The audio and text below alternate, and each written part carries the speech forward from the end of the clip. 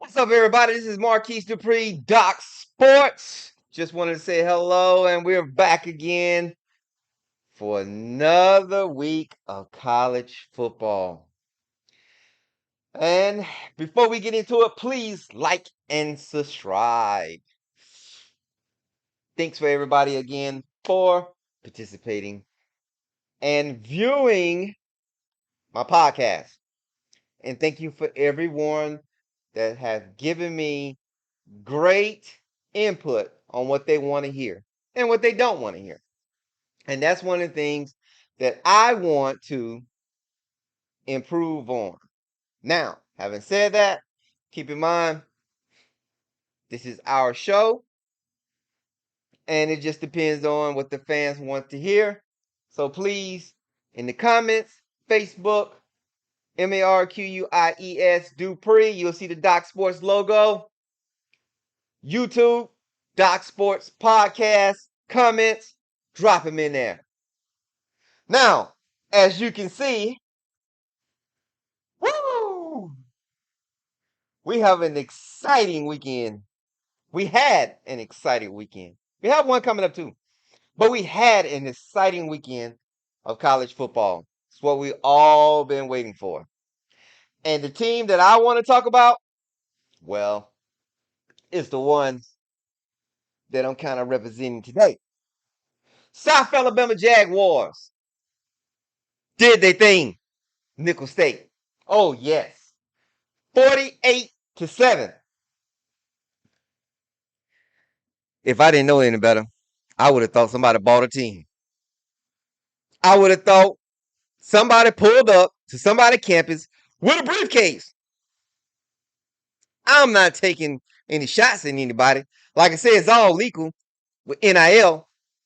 But hey, you got to give South Alabama props because I didn't see that type of game coming. I thought Nicholls State came to play, just all the past previous teams. But South Alabama said, nah, we got our own new stadium. We got our own swag. We got a new coach. Guess what we going to do, Nicholls State? We're going to embarrass you in Mobile, Alabama. And like I said, if you are a sports fan, especially a college football fan, and you live in Mobile, Alabama, and you're not representing these Jaguars, then hey, I don't know what you're doing. I just don't get it. I mean, now they have their own stadium. They're not at Ladd anymore, which some people don't like that, but some people, hey, we in a new stadium. On campus stadium at that. Guess what? They're going to represent. Yes, sir. Give it up to South Alabama. 48-7 over Nicholls State. Yes, sir. Jaguars did their thing. Yes. Yes, sir. That's what we've been waiting for. We need that here in Mobile. And we have to represent those South Alabama Jaguars. I don't care if your team Alabama, Auburn, Florida State. Just saying. Whoever your team may be, and you live in Mobile, Alabama, or you from Mobile, Alabama, you want to give some type of recognition and appreciation for South Alabama on that type of win. Now, I know Nicholls State wasn't a number 7, a number 10 ranked team, but hey, Nicholls State has been known to make some games difficult. They haven't been known to embarrass people on their own home fields. Go back and look at Nicholls State record. They wasn't a slouch. They may have a bad year this year, but hey, I don't care. I don't care. This is football. This is a big boy sport. This is for big boys. This is what it's about.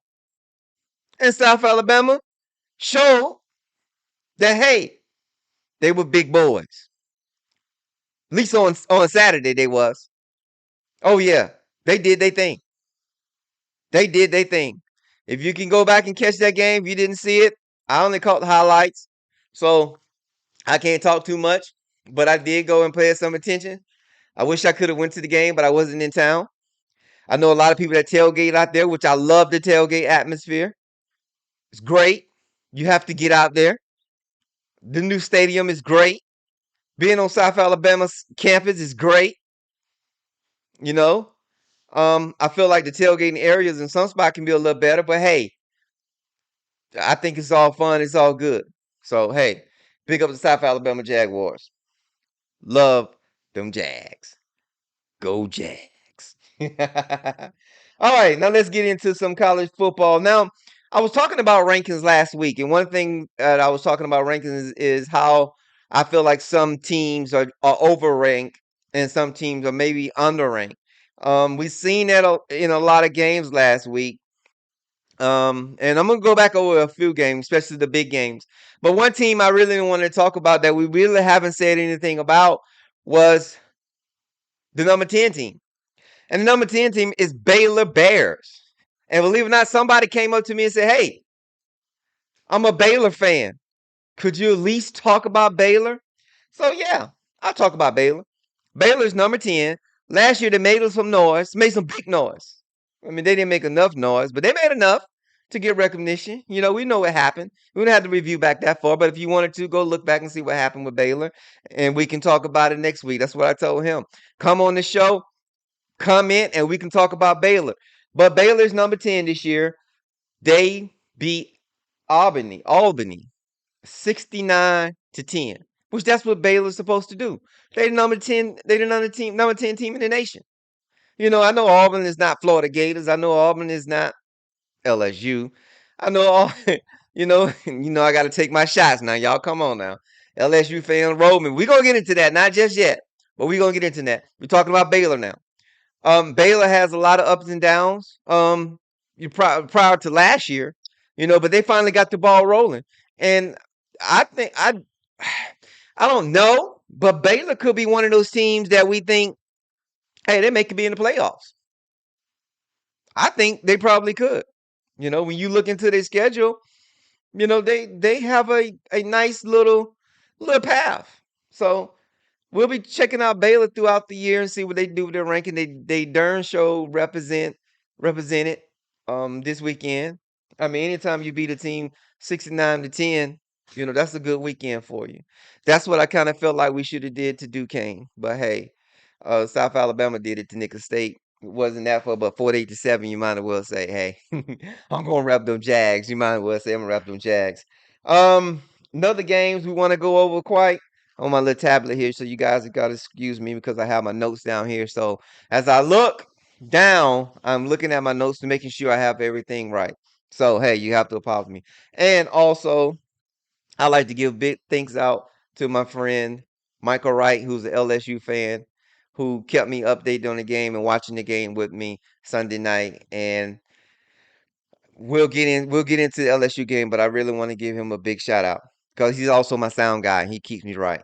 All right. Now, number 13, NC State and East Carolina. I said NC State was going to whoop on East Carolina. That's what I said. They told me NC State was going to run the ACC. That's what they said. That's what they said.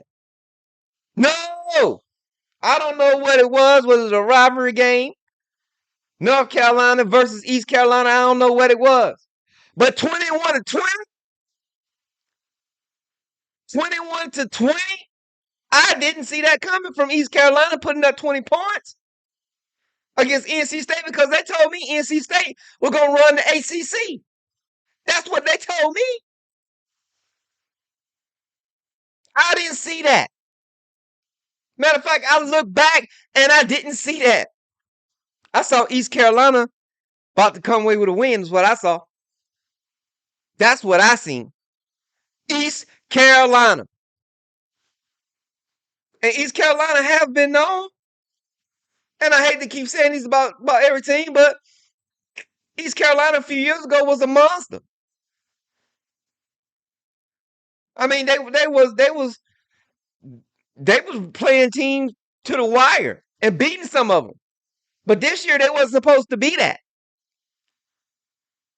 You mind Skip Holtz left East Carolina and went to South Carolina. They supposed to be in the hole about another 5 years. But when you playing supposed to be the best team in the ACC, so they say, outside of Clemson. You're supposed to blow this team out. The NC State fans will probably have you thinking, hey, it is a rivalry. It's a rivalry game. No, no, it's not a rivalry game. That's a game you're supposed to dominate. And it didn't happen. It didn't happen. As I said last week, I talked about ranked teams, especially ranked teams. Oregon. Bo Nix. Supposed to be a powerful offense. But as I said, we didn't know what Georgia defense was going to be like. We found out, though. We know Georgia lost a lot of players. All except 1 or 2 players. Georgia was supposed to be a rebuild year. But one thing we forgot is transfer portal and NIL season. They got that bag. Georgia got that bag. You know what that is. That's that briefcase that they put out on everybody and that they show everybody, all those players, all the recruits. They don't just feed them lobster and steak. They feed their parents checks and jobs. Like I say, we all done it. We all done it. We forgot that Georgia had one of the top recruiting classes. And it showed. Because I just don't believe that Oregon is that bad. I don't believe it. You can't convince me that Oregon that bad. But like I said, we're not going to talk about the first, the second, or the third game. We're going to look down the road. And halfway through the season, when we get to those first 6 games, it's going to tell us what Georgia was. It's going to tell us what NC State is. It's going to show the champions. It's going to show who's who. It's going to show who's going to go to a bowl game and who need to build and play hard to get to a bowl game. And after 6 games, if you ain't locked in the bowl 9 times out of 10, you ain't going to a bowl. Trust me, I know. I'm an FSU fan. Our last game last year, playing against the Florida Gators, guess what for? A bowl game. If we win the game, we go to a bowl. If we lose a game, we go home and watch the bowls. That's what I did. I watched every bowl game I could. Because that's what I do. I love bowl games. And for all you people out there saying we have too many bowl games, you spoil. Your team probably go to a bowl game for the last 10 years. Wait till you miss about 5 bowl games because your team's sorry. And guess what? You're going to think the LendingTree Bowl is the best bowl, and you're going to hope your team can get there because at least you ain't got to travel to watch them. I'm just saying. I thought Florida State was going to come to the LendingTree Bowl, the Dollar Tree Bowl, some type of bowl, the Outback Bowl too high. I can't even go there. I thought we were at least going to squeak in somewhere. But we didn't. But I enjoyed watching the bowls. I just wish my team was in the bowl game, but it didn't happen. I still rap them Jaguars. I rep them, you know. But it is what it is. All right. Utah State and Alabama. I talk about Alabama because most of my fan base is Alabama fans. And like I said, Alabama fans take real good care of me here in Mobile, Alabama. And if you don't like Alabama fans, then 9 out of 10, you probably just jealous. Now, I know they have a lot to root for. Trust me, a lot to root for here lately. And you have to respect that. But trust me, a time is going to come. And the older Alabama fans know this. They've been around. They know how it feels to be down. That's why they feel so good to be up. And hey, when you good, it's okay to be up. When you're good, it's okay. It's okay to be up. But they took care of business with Utah State, 55-0. Now, the rankings this week, it was Utah State, Bama fans. And you're ranked number 1, 55-0. Well, Georgia just knocked off the number 11 team. Yeah, a ranked team they just knocked off. Georgia just did. Alabama just played a no-ranked team, Utah State, which is a good team. So don't you think the defending national championships from last year blows out Oregon 49-3? Don't you think for this week, Georgia should be number 1, Alabama maybe number 2 or 3? It's just numbers. It's just bouncing around. That's show. We're gonna start doing on this show. We're gonna start doing our own rankings. Rankings that make sense. And I'm not doing this to bash any fan base. I'm just saying, use your logic, basic logic thinking. You play a non-ranked team versus a ranked team. You beat the ranked team, and you're not number 1, but you defend the championship. If that was other way around, it was Alabama, y'all go crazy. But I understand why they got Alabama number 1. They wasn't sure what Georgia had. They know Alabama is consistent, so they put them at number 1.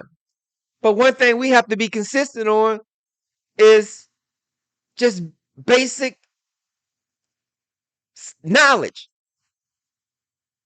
If I beat a ranked team and I'm the defending champion, rank me number 1. Alabama fans, I don't think have a problem being number 2. You're in the SEC.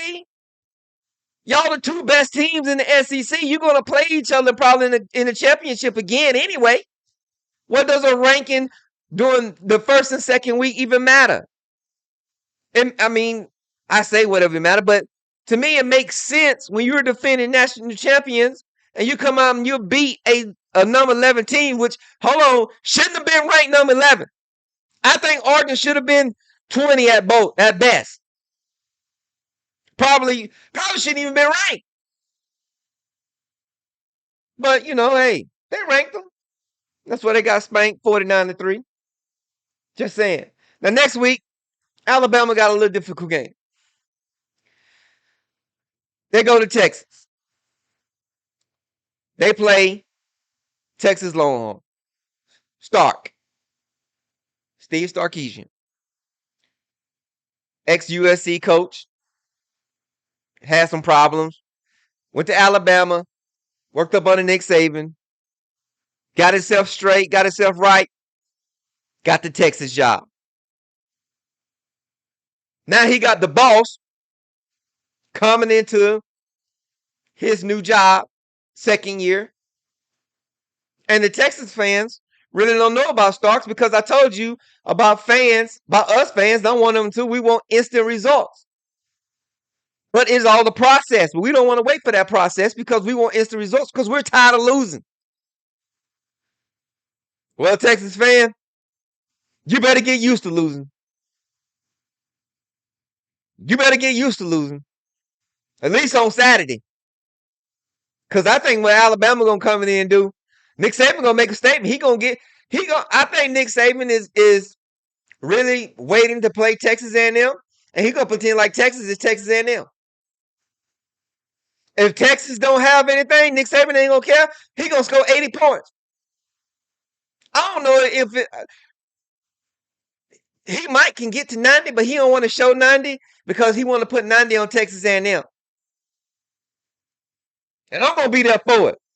He put 90 on Texas A&M. Mr. Fisher, goodbye. And you can't come back home. We got a coach. And if that coach don't work out, we got another coach at Jackson State. Call him prime time. So Jimbo, I hope you can do something. I hope you scout this game. I hope you scout this game. Texas fans, I don't know what y'all do the horns. That's what y'all do. Throw it up all this week, but Saturday, I don't know what you're gonna be throwing up. You might be throwing all kind of stuff up after they done with you. Because one thing I know about Nick Saban, he don't take it easy on his ex-coaches. His ex-coaches got to even step up, or they get smashed up real quick. 0 to 100 real quick. Now Texas did have a little momentum.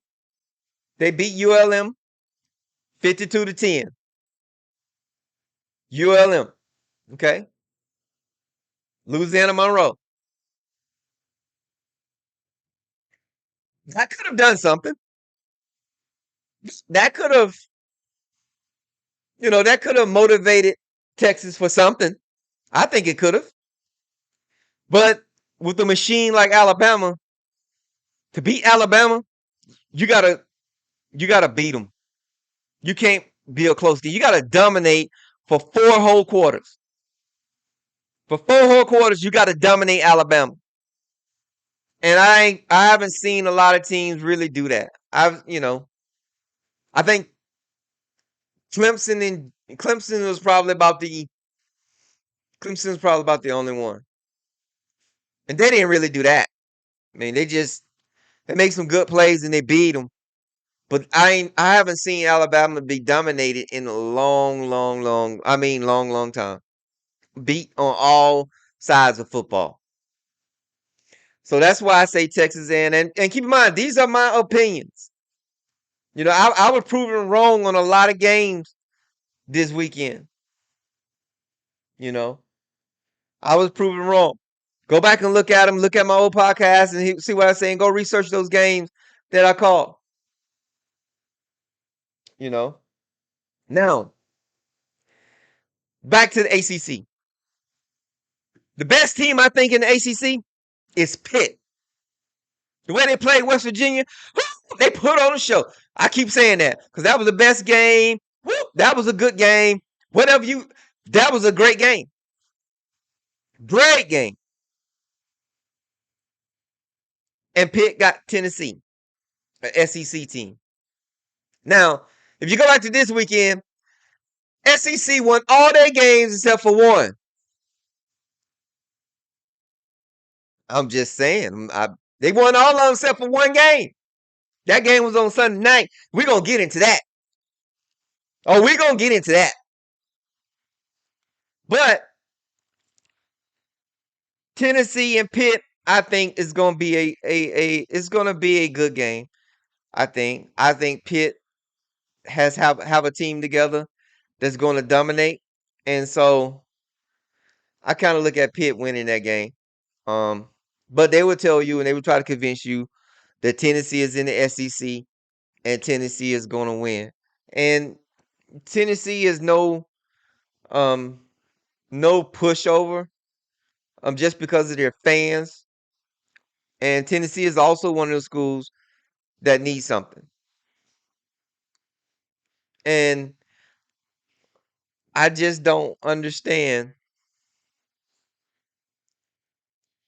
I don't understand what Tennessee is hoping to accomplish this year.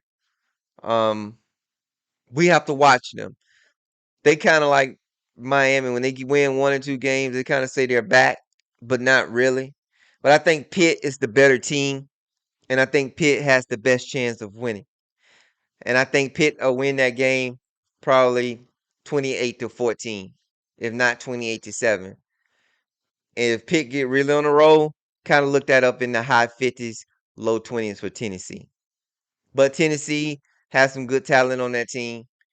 Hopefully they can put it together and make it a game. and it can be, maybe 23-24. Either way, I don't know.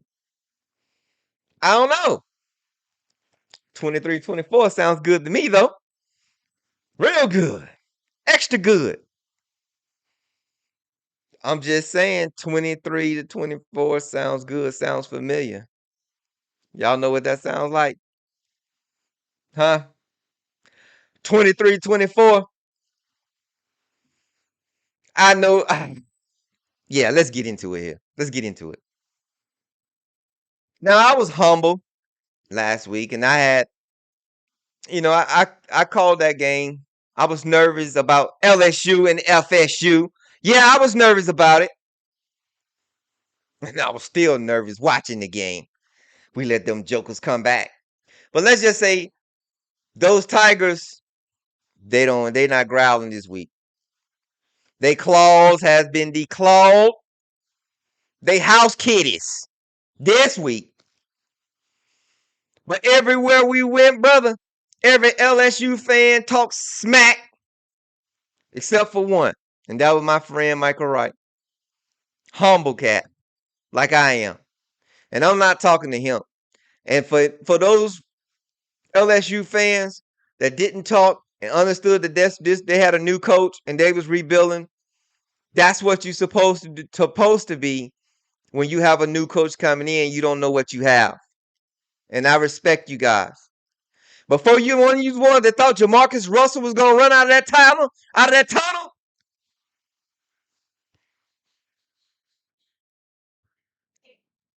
for y'all, he ain't come out of there. And for 3 quarters, we smack y'all. Now all that smacking kind of went away. 4 minutes and something left in the fourth quarter because we made some stupid mistakes, FSU.